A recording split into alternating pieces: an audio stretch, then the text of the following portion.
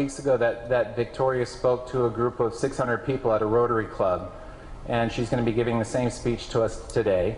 And I saw it, I think a week or so after it hit the web, it started going around, and so I quickly got on the phone and talked with her dad Zane and invited them here. And so we have a very special treat. So Victoria, come on up, do your thing. Go up.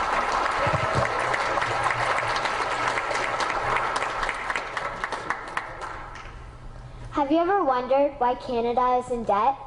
Have you ever wondered why the government forces Canadians to pay so many taxes? Have you ever wondered why the bankers from the largest private banks are becoming wealthier and the rest of us are not?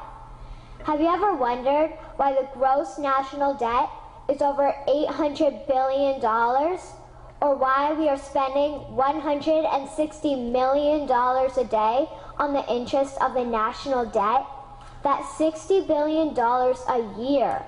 Have you ever wondered who receives the $60 billion? What I have discovered is the banks and the government have colluded to financially enslave the people of Canada. I will share with you 3 important points of reference, which will hopefully spark enough interest and concern for you to continue the research on your own and to engage your government to stop this criminal act against the people of Canada. First, we will briefly examine the Bank of Canada. Second, we will see how our banking system works today. And lastly, I will offer a viable solution that we can petition our government to implement. A very little known figure in Canadian history is J.O. McGeer. He was a lawyer, Member of Parliament, and Mayor of Vancouver. His contribution to Canada is probably the greatest in our history. He championed the creation of the National Bank of Canada, whose sole purpose is to create and manage Canada's money. It was formed on July 3, 1934, and owned by all Canadians. Until the 1970s, because of the Bank of Canada, Canada's national debt was held at a constant, manageable level, until the government decided to implement what we now have as our modern-day banking system that is robbing the Canadian people. So how are they robbing us?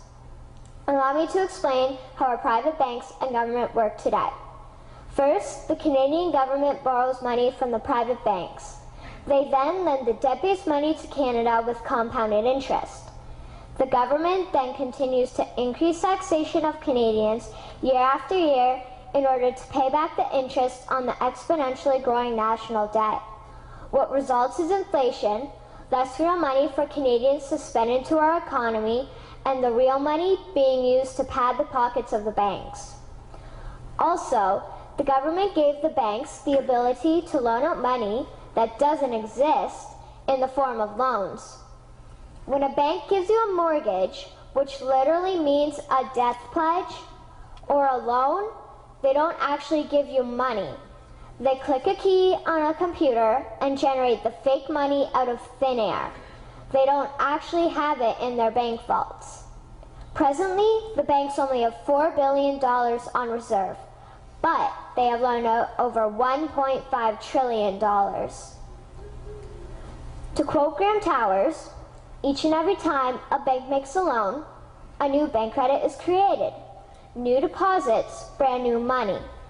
Broadly speaking, all new money comes out of a bank in the form of loans. As loans are debt, then under the present system, all money is debt.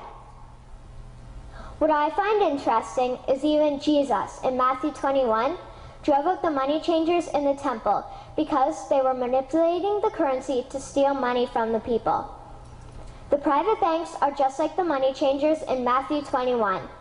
They are defrauding and robbing the people of Canada, thus their freedom, and they need to be stopped. How should the banking system work?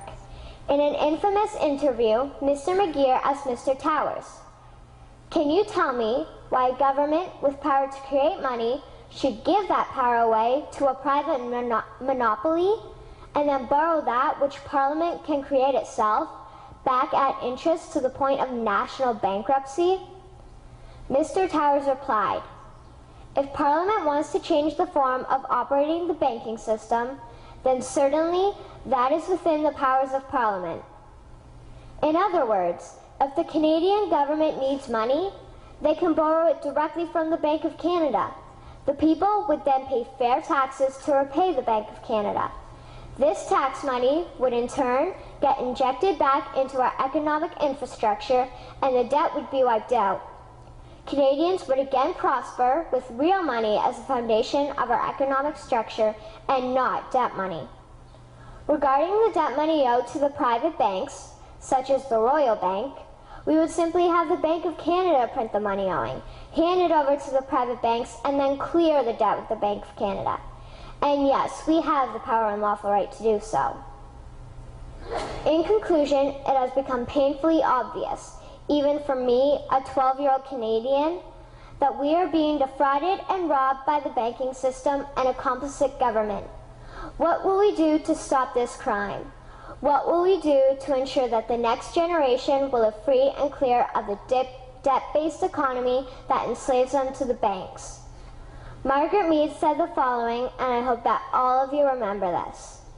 Never doubt that a small group of people can change the world. Indeed, it is the only thing that ever has. Thank you.